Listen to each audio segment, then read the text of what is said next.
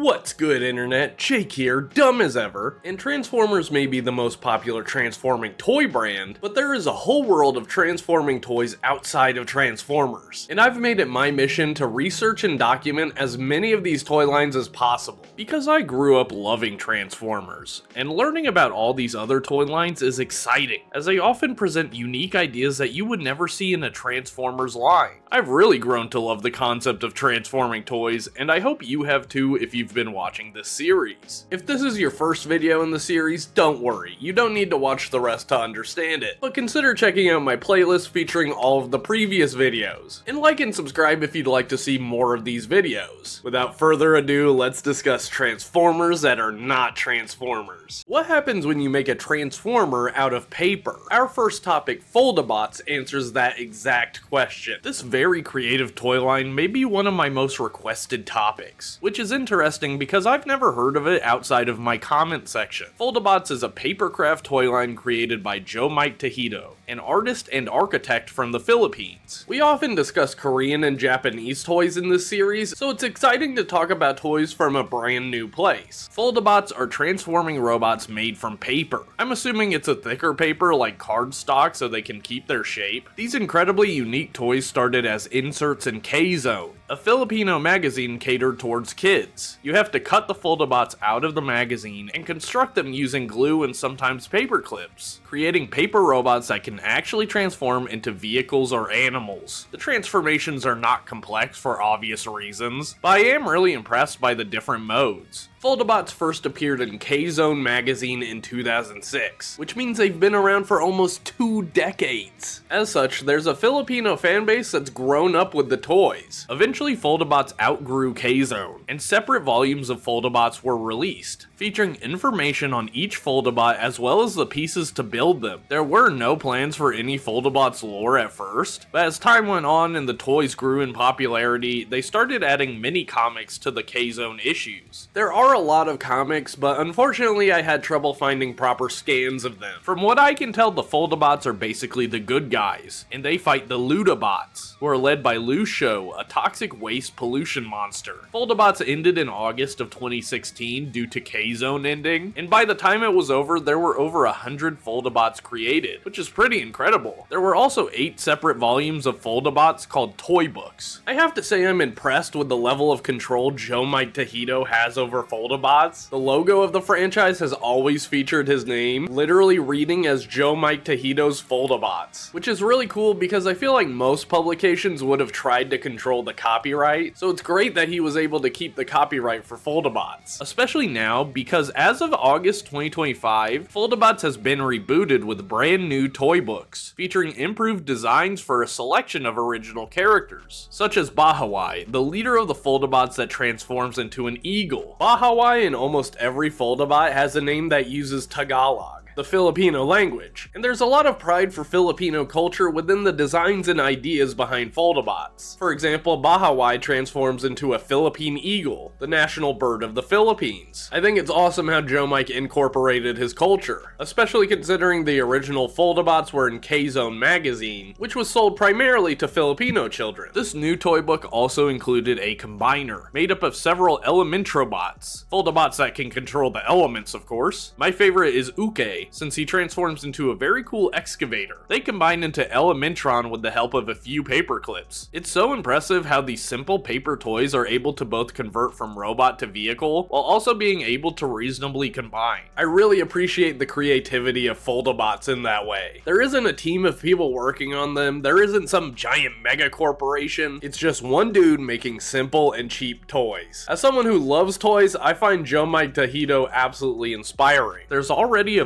Volume 2 out for the Foldabots reboot, featuring the villainous Ludabots as well as their leader Lucio. Joe Mike has also spoken about rebooting the comic and retelling the story with better art and pacing, so I think the Foldabots fandom has a lot to look forward to. If Joe Mike or anyone associated with Foldabots happens to see this, I think it would be awesome if Foldabots was brought to America via Amazon or something like that, though I totally understand if that isn't possible. I absolutely do not understand the process of creating and releasing a book, but I would personally love to see them sold in the States, though I have to say I would be awful at making them. I am actually the worst at arts and crafts. For this next section, I'm actually going to revisit a previous topic, Metal Cardbot. I first talked about Metal Cardbot in Volume 4, and we're back again almost a year later. Back in Volume 4, I was still pretty uninformed on the series, but now I've watched every episode of the show, and I even have my own Blue Cop figure. I'm getting ahead of myself. In case you don't know, Metal Cardbot is a Korean show and toy line focusing on transforming robots from the planet Machina.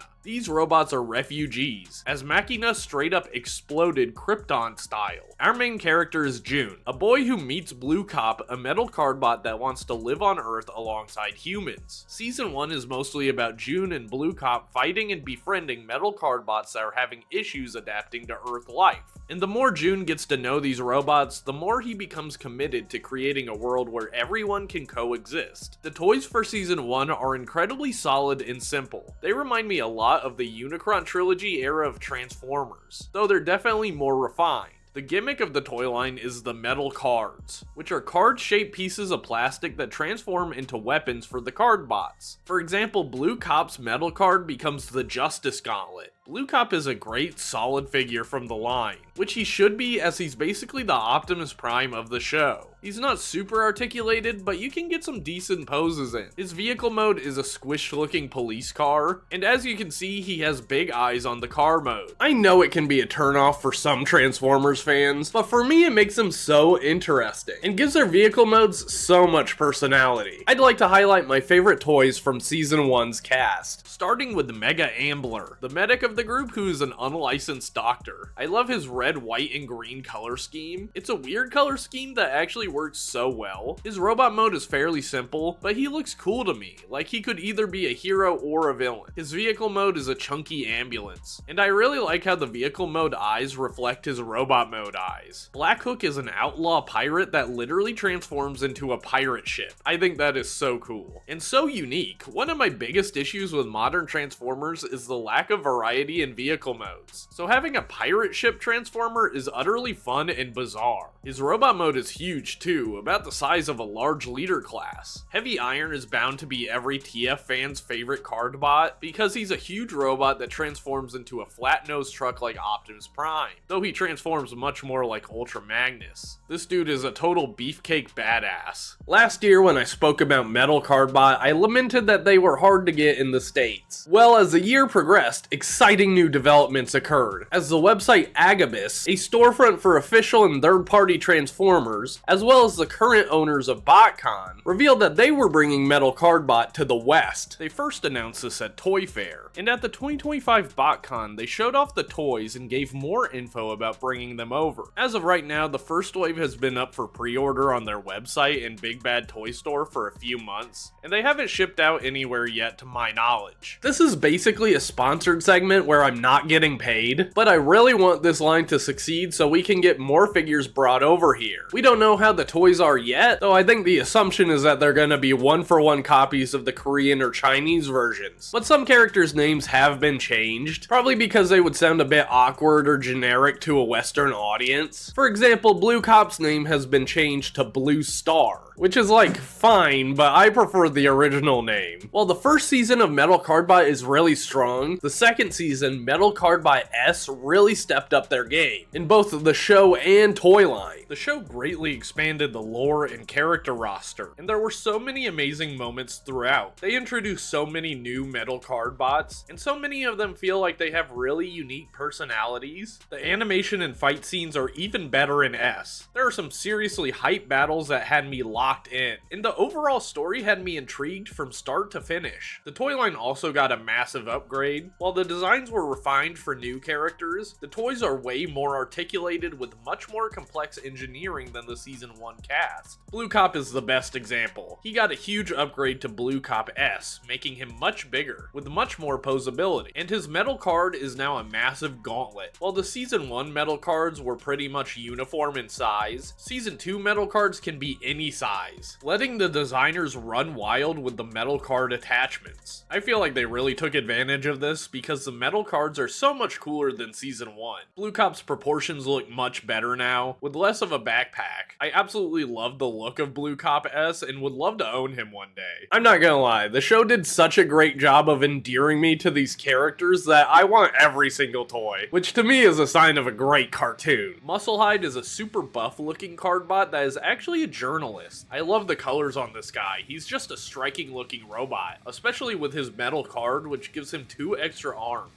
Just an insanely cool design, and he transforms into an awesome looking crane truck. I love the horns on his cab. Celio is my absolute goat. They transform into a fighter jet, which is awesome. There's not many outright combat vehicles in the series. I also love their colors. I'm such a sucker for orange and blue color schemes. It's a very clean looking jet mode with a lot of personality, and their robot mode is just as clean. They also have my favorite head design in the show. It looks like they're wearing a hat with a hood over it, which is so unique. If you're on Transformer social media, you've no doubt seen Blast Train, a train metal cardbot that is absolutely huge. He's the cab of the train and also has 2 trailers attached. The cab can transform into an already awesome looking robot, but you can actually combine that robot with the train cars to create a gigantic and beefy metal cardbot. Blast Train is without a doubt one of the coolest looking toys in the line, and the fact that his metal card becomes Wolverine claws is just so insanely cool. Finally, I wanted to discuss Blue Cop Trinity, the Season 2 super mode for Blue Cop. He's made up of 3 components: Blue Cop in vehicle mode and 2 drone style vehicles that just show up whenever he needs to go super mode. As someone that grew up with Optimus Prime having super modes, I absolutely love that Blue Cop got one, and it looks so cool. It gives me a lot of Armada Optimus vibes with those long legs, and his metal card is a gigantic sword. Metal Cardbot S was an insane step up for the series, and the hype is absolutely continuing with Metal Cardbot W, the newest season of the show and the reason I'm talking about the series again. So far, only 2 episodes have gotten fan subs. And by the way, if you want to watch Metal Cardbot, there's a link in the description. Some dedicated fans have made a website that adds subtitles to the Korean YouTube uploads, so it's 100% free and legal way to watch the show. In Metal Cardbot W, we meet the Wild Cardbots, which are animalistic cardbots that clashed with the Metal Cardbots back on Machina. Blue Cop becomes infected with the Beast virus and becomes Blue Cop W, giving him wolf-like features, which is obviously referencing werewolves, but I can't stop thinking about Sonic Unleashed,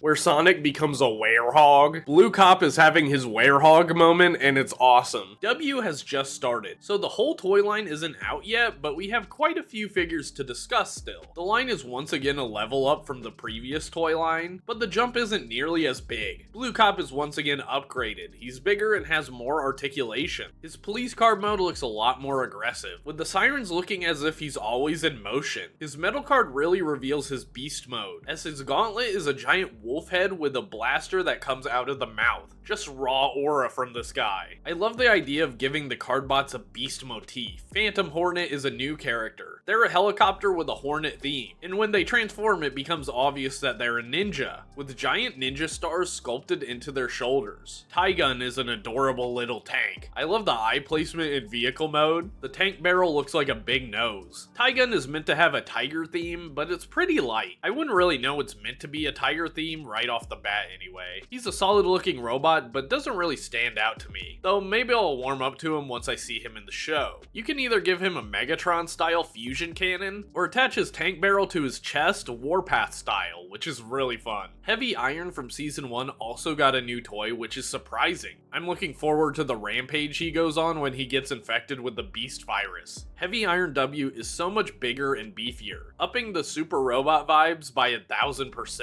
This guy is a beast. His metal cardbot reveals his dragon theming, giving him a full dragon head on his chest and little wings, as well as a double-bladed sword that looks like a dragon tail. You would think this is the most impressive metal cardbot in the line, and you'd be wrong. Lion is a wild cardbot that seems to be Blue Cop's equal. His vehicle mode is a fire truck, which pairs well with Blue Cop's police car, and he transforms into a huge metal cardbot with long legs and a beefy body. I love the little flame effects on his shoulders. Lion's metal card is a lion's head with a sword that comes out, again mirroring Blue Cop. This is because Lion and Blue Cop can actually combine, which means they're the first 2 metal cardbots with that ability. They form Grand Blue Leon. an absolutely massive Cardbot. This guy is even bigger than Heavy Iron W, and his arm weapons give me huge Omnimon vibes. Genuinely so cool. Alright, even more metal Cardbots were revealed for W, but I'm going to wrap this section up here. I absolutely love metal Cardbot, and I can't wait to get my hands on these toys someday. Because man, everything from the story to the toys themselves has me absolutely hooked. Hey there, if you're enjoying the video and would like to support the channel, I have a YouTube membership and Patreon. For $1 a month, you get exclusive bonus videos, like this video where I tier list every metal Cardbot. Definitely a fun watch if you want to hear me gush about the show. And you also get access to my super chill Discord community. Alright, $1 a month, ad over, back to the video. Minecraft is one of the greatest games of all time. Yeah, I said it. I've been playing Minecraft since 2010. I started playing it after I discovered a video series by the Yogscast, and it's been downhill ever since. It's hard to believe that 15 years later, the game is more popular than ever, complete with an honest-to-God Hollywood movie that, you know, I said chicken jockey like 5 million times last year, so I'm not gonna hate on the movie too much. But I hope whatever they do with the sequel is a lot more creative. I'm not gonna lie though, I got pretty invested into the Minecraft movie toy line. It had a surprising amount of quality with some great figures. This Jack Black Steve figure will never stop being funny to me. I think Mattel in general is doing a great job with Minecraft toys. Their main line has been consistently good. I know there's a lot of nostalgia for the old Jazzwares stuff, but Mattel makes the exact kind of figures that I want. Accurate to the game and movie with fun play features, like Dennis the Wolf, who is surprisingly posable with a hidden neck joint, which I think is so clever. I recently picked up an Armadillo figure. I don't really collect Minecraft religiously, I usually just grab the stuff that catches my eye, and the Armadillo caught my eye thanks to his special packaging. I guess players were able to vote the Armadillos into the game, which is pretty cool. I've heard about that before, but I don't really participate in the community stuff. I just occasionally play the game, and I watch a lot of Minecraft content on YouTube. I grabbed the Armadillo, and imagine my surprise to find it actually transforms. In the game, armadillos can turn into a defensive ball, and the toy can do the same. I was so impressed by this, and the transformation isn't anything crazy, but it's really solid. He's kind of like a simple version of a beast box. The curled up form isn't really accurate to the game, but I could care less. This guy is just awesome. And he also came with a baby armadillo, which is so cute. It's basically a static statue, so it can't transform, but I still love it. This isn't the only transforming Minecraft figure though. There's a whole line of them called Flippin figs, which is like a mix between a Funko Pop sort of figure and a fidget toy.